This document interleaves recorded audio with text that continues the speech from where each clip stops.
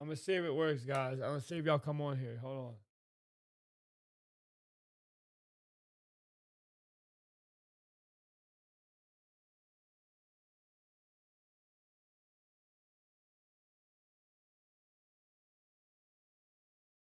Can y'all hear me? Can y'all hear me? Can y'all hear me? Can you? Can you hear me?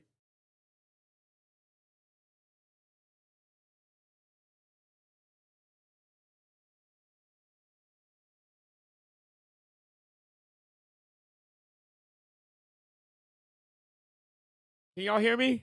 Can y'all hear me?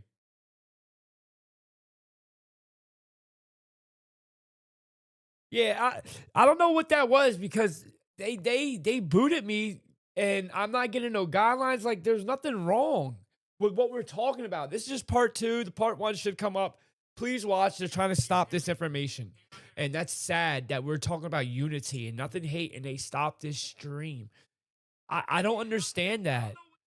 And let me just say this. When we're talking, we're trying to educate people on how legislation's about to shift when UBI comes and robotics takes jobs. So this is what this is for, all right? And we're trying to just having the discussion like a TED Talk. What would the dichotomy look like of a society that is equally and economically, financially the same? You know what I mean? What so I guess that's harmful content. I don't understand the intention. And this should show you that everything I ever say about this being a distraction from this topic that would prove it. Because what guideline did we cross? You know what I mean? Like, what are we? That should bother you. And I've made that abundantly clear what I wanted this topic to be about. There's people homeless right now. You understand what I'm saying? Got nothing to eat. And this, we're speaking about a society that could really benefit from AI and robotics as long as the augmentations was out of that whole thing. And that's what we need to protect ourselves on. And I will always go in protecting the soul of a man. I will always go and stand for that. Always. But I'm gonna hit play, guys, for y'all in here. Thank y'all for being here. Thank y'all for being supporters of the fight. They are reaching, but think about it. Watch. So after this is over, you're gonna understand the line of questioning I'm gonna show.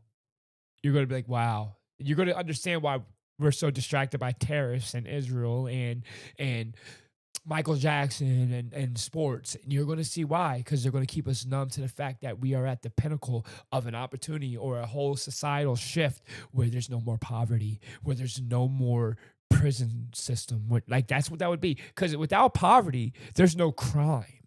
You understand? And remember, they are feeding off us vibrationally. If you know, you know, moon, all that. So if we need to get the right minds and right eyes to see, every man should live for the betterment of another, not just for themselves, not just for the best, what's the best for mankind. No, what's the best for everyone? And that right there is a powerful voice.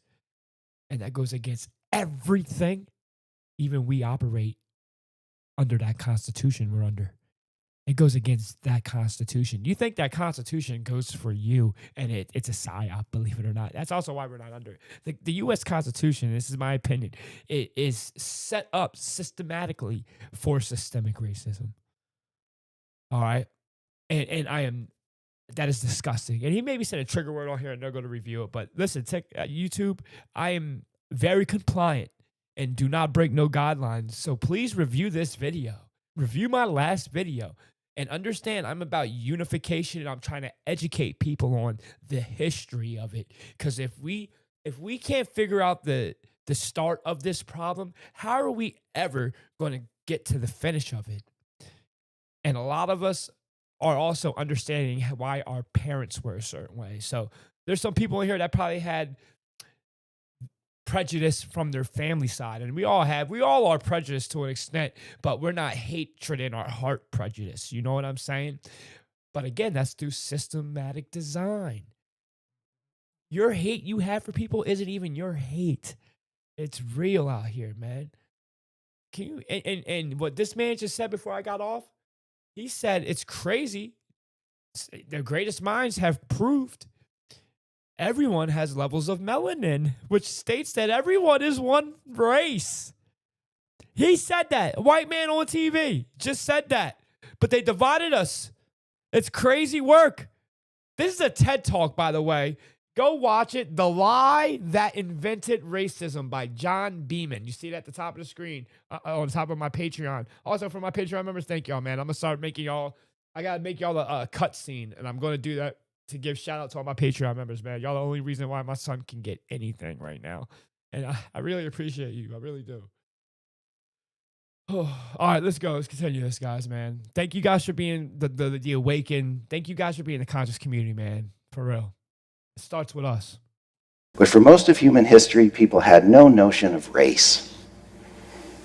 In ancient Greece, for example, and I learned this from the historian Nell Irvin Painter, the Greeks thought they were better than the other people they knew about, but not because of some idea that they were innately superior. They just thought they'd developed the most advanced culture. Right. So they looked around at, the Ethiopians, but also the Persians and the Celts, and they said, they're all kind of barbaric compared to us. Oh my God. It got stuck in the branch that it was growing on, and then it also has a line from where it was strung on the... Culturally, they're just not Greek, right? Also, And yes, in the ancient world, there was lots of slavery, but people enslaved people who didn't look like them, and they often enslaved people who did. That's right. Did you know that the English word slave is derived from the word Slav? Slavic. Yep, Slav. Because Slavic people were enslaved by all kinds of folks, including Western Europeans, for centuries. The first slaves were what color? The minority. Guess what the minority was, guys? White. White. White. White is still the minority. It's the majority in the USA, but it is the minority of the world. That is facts. That's a bar. Centuries, right? Slavery wasn't about race either because no one had thought up race yet. So who did? I put that question to another leading historian, Ibram Kendi. I didn't expect he would answer the question in the form of one person's name and a date, as if we were talking about the light bulb. But he did. He said in his exhaustive research, he found what he believed to be the first articulation of racist ideas. And he named the culprit. This guy should be more famous or infamous. His name is Gomes de Zurara. Portuguese man, wrote a book in the 1450s in which he did something that no one had ever done before, according to Dr. Kendi. He lumped together all of the people of Africa, vast, diverse continent, and he described them as a distinct group, inferior and beastly. Never mind that in that pre-colonial time, some of the most sophisticated cultures in the world were in Africa. Why would this guy make this claim?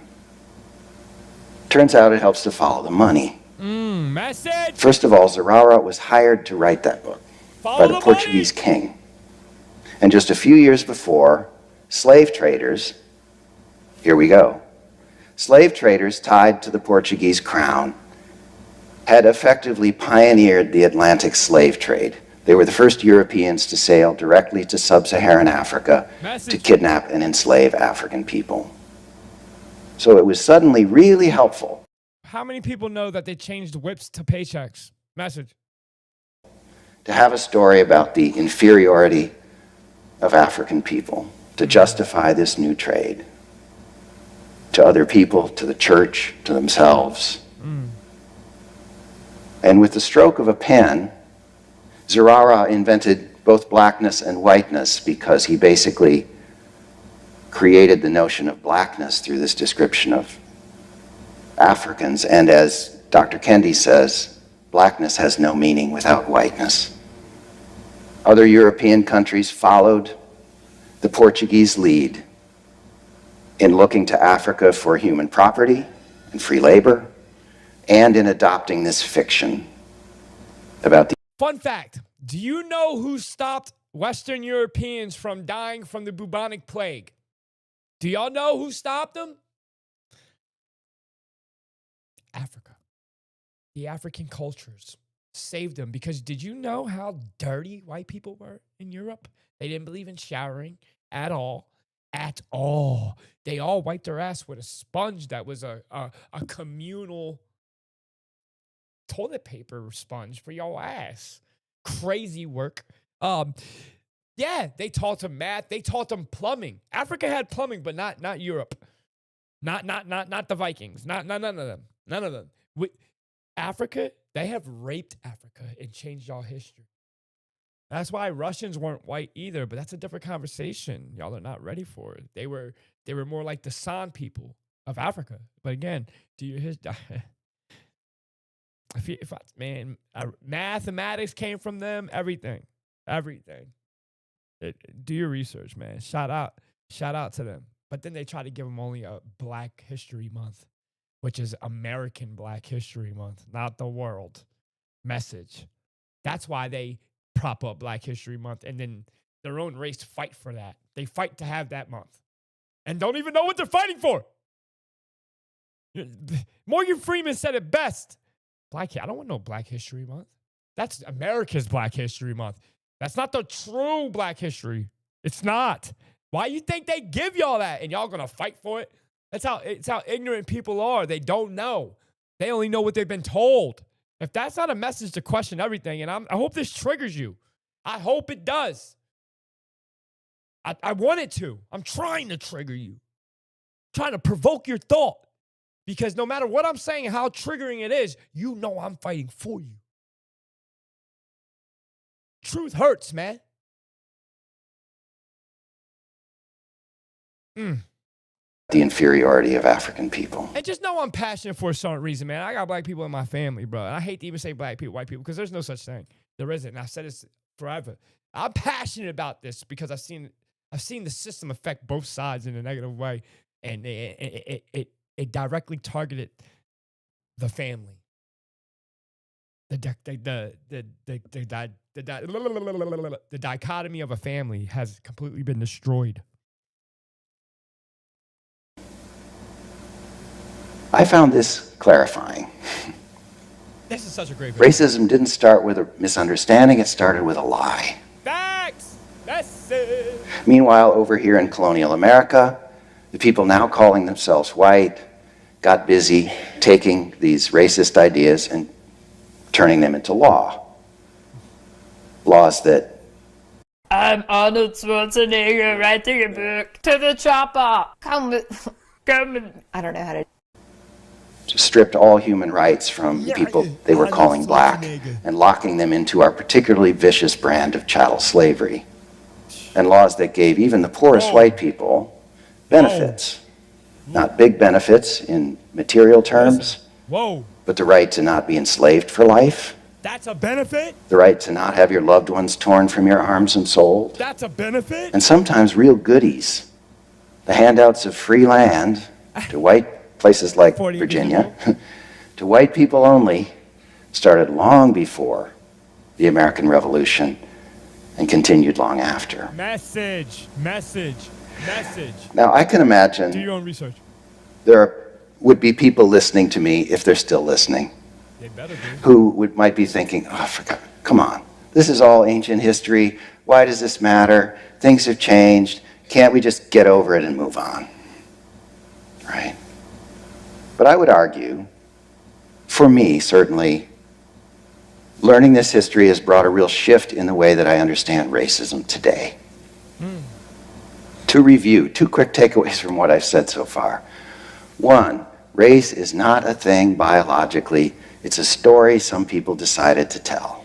That's a bar. That is a bar.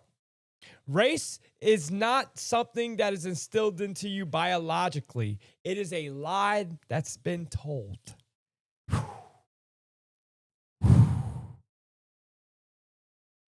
And that can go into so many different aspects. LGBTQ community would not want to hear that. Because, again, is there a gay gene? No, there isn't. Is there a racist gene? No, there isn't.